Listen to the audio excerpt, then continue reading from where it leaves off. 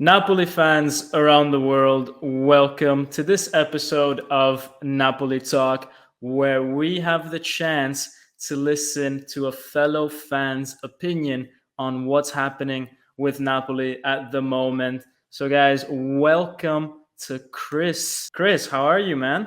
Good. How are you? I'm doing fine. I'm doing fine. So, guys, Chris is the winner of the month of August Napoli Talk Predictor game that some of you have been playing. Thank you. Because Chris won the month of August, we're going to be speaking about some Napoli things because you've proven that you know what you're talking about, or at least you can predict the future. A So, little bit. Yeah. but before we go on to the future and predicting, we'll touch upon that later. Let's go back a little bit to the past and let's refresh our memory on what happened between Napoli and Lazio. Chris, what did you think about that game? So sadly, that was one of the first games I was able to watch this season so far.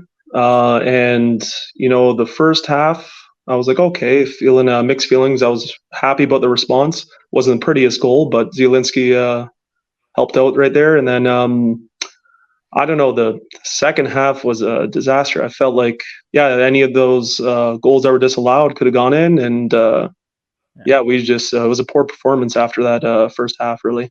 Yeah, is there anything that you think Garcia could have done differently in those 90 minutes? Could he have done something with his substitutions? Do you think it was right to take Cannavaro off so early? Do you think he should have experimented with Ostigard or Natan in defense, or maybe one of the midfielders? What do you think, man? Yeah, like our new acquisitions there, Natan, Kajust. It would be nice how we could see them in play. Lingard, I guess it's still early for him, but really for my September prediction, actually, I think I screwed up this one because I predicted Elmas getting in there, 70th minute goal or so. Napoli with the win 2-1. So I was expecting a few different changes. Hopefully Elmas gets in, helps us out like he did last year. So it's kind of hoping for a few of those changes, really, but didn't get to see too much of that. Speaking of Elmas, what do you think's happening there? Is there some? Do you think there's some contractual issue going on where they're punishing him for not renewing, or does Garcia not view him as technically being good enough, or tactically doesn't fit into his system? What do you think the problem is there? Yeah, I'm not sure. Like last year, we kind of utilized him in different, like a few different positions. We could move him as midfield or say as a striker. Sometimes, maybe not the best route, but whenever we brought him in, he was a talent. And I don't know. I don't know if he's on the wrong foot with them. Like the transfer market's over right now, so things got to get adjusted. If they wanted to transfer him, or if he had attitude towards a team, maybe want to try a different team. I didn't hear any of that. For where I am in Canada, I don't really get as much news, so I wasn't too sure if maybe you heard. Since you may get like local news or Italian news, you could actually see that better. But I yeah, I heard that there was some talk about him wanting a transfer, and clubs didn't come in with the right valuation for him, and he's rejected a renewal because he wants more playing time, yeah, and that's just not something that Napoli can guarantee. So I think that there's something going on behind the scenes over there, and I also think that there's a problem with behind the scenes as well. There's a lot of effort to try to play Raspadori. I think that's a message that comes from the big man, De Laurentiis, that doesn't want the 35 million spent on Raspadori to go to waste and is trying to force Garcia to utilize him as much as possible. And honestly, and obviously, that has an effect on Elmas's playing time because they have a similar sort of position or scope within the team, which is like this multi-use kind of player. So I think something like that is going on, which is a real shame because Elmas is our third best goal scorer from last season. It's a stat that people don't really know, but he was clutch. And yeah, it's just such a shame. Do you think we're gonna see more of Cahoust and Nathan early this season? Let's say the start of when we get back after the international break, or do you think we're gonna have to wait weeks or months to see a guy like Nathan on the field? I don't know if it's my preference or what I believe, but I really feel like after that performance at Lazio, I feel like they need to just try something different. Juan Jesus, I wasn't too fond of last year. I was hoping maybe we just keep him as a backup. Him starting a few games this season, I wasn't too fond of, but uh, like I feel like they got to get Natan in, give him a chance. This is the time he has his break. Get familiar with the starting squad there, and yeah, see if they could do something. And then as for midfield, Zambo needs to maybe sit a bit, uh, and uh, and yeah, it wouldn't be too bad of an idea to throw him in there. As for Lindstrom, would be nice actually if he got a chance too, even just some minutes. But as for a start, I wouldn't mind Natan starting really. Yeah, I think I still prefer Anguissa to start over Cahoust, Yeah, but when you see that the guy's finished his tank, and he only had 60 minutes in him at most versus Lazio, I think you've got to trust Cahoust to come on, because yeah, I think a Cahoust that's 100% fit and ready to go and energized is still better than a 70-60% Anguissa. yeah. For Nathan, so I agree with you, man. I hope to see him start against Genoa Hmm. as a fan, right? Because we know he's a bit maybe rough, and Garcia has said that he's not quite ready yet. Yeah. Are you willing to accept a few mistakes, or do you think the fan, not maybe you, but the fan base, do you think they're willing to accept a few mistakes from Nathan, or do you think one or two mistakes and we're gonna say, right, this guy is horrible, I don't want to see him again, and we basically, you know, kick him out of our considerations? Because he probably will make some mistakes. So how do you think that the fans might react to that? So I feel like they would not welcome, but allow a mistake or two immediately if they see progression, if they see like skill behind the player. I feel like that's fine.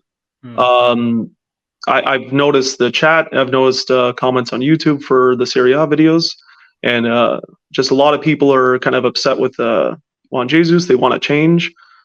Kim came out like came out running like a like a cannonball. Like he really performed last year, so it was easy for him to transition to our team.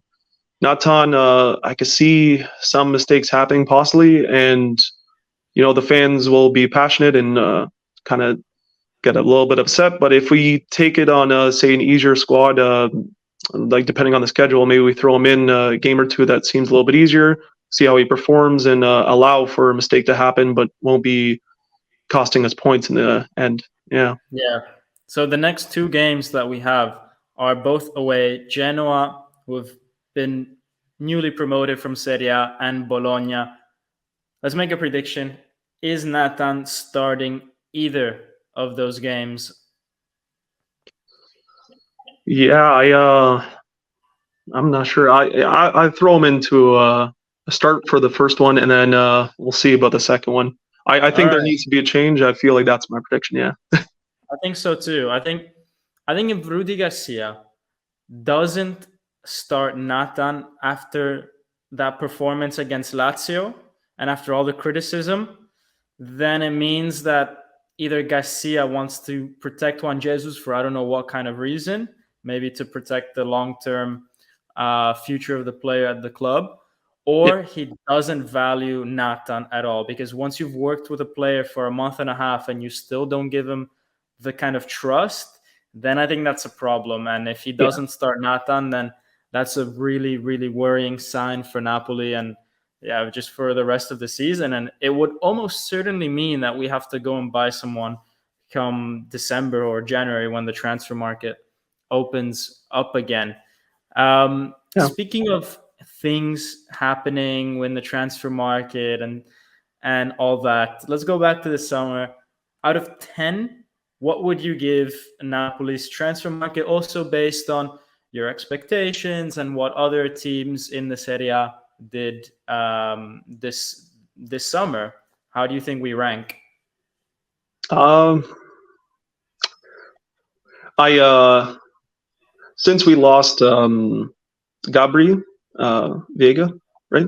Yeah, since we lost him, I thought if we acquired him, okay, I'd give us a nice solid like 8 or so. We didn't address every issue I had with who we were losing in the offseason, but I would have been okay with that. At least we're strengthening the midfield, and we strengthened say the right winger there.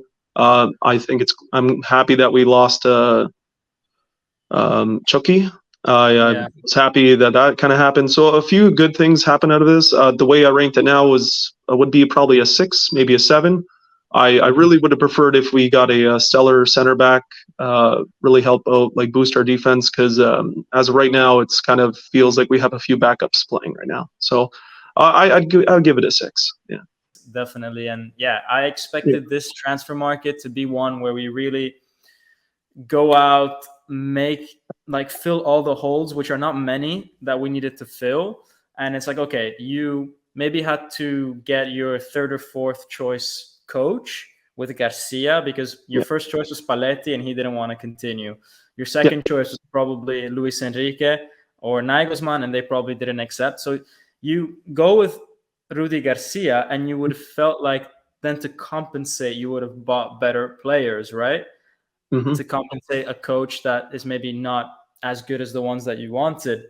But to then see that also we didn't do that because I mean, who knows? Maybe Natan is the next Thiago Silva, but I mean, Yeah. it's a big risk, right? Hmm. So yeah, very disappointing. I would give it a 5 Yeah. just because we haven't renewed Osimhen yet, or Yeah. Kvara, or Or Zielinski.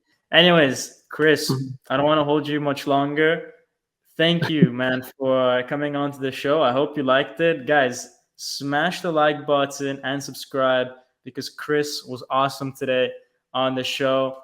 And make sure that you play the Napoli Predictor game because you could be the next guest on the show to give your opinion. Chris, what do we say when we finish the video? Well, like and subscribe, and Forza Napoli sempre. Forza Napoli sempre. Ciao. Ciao.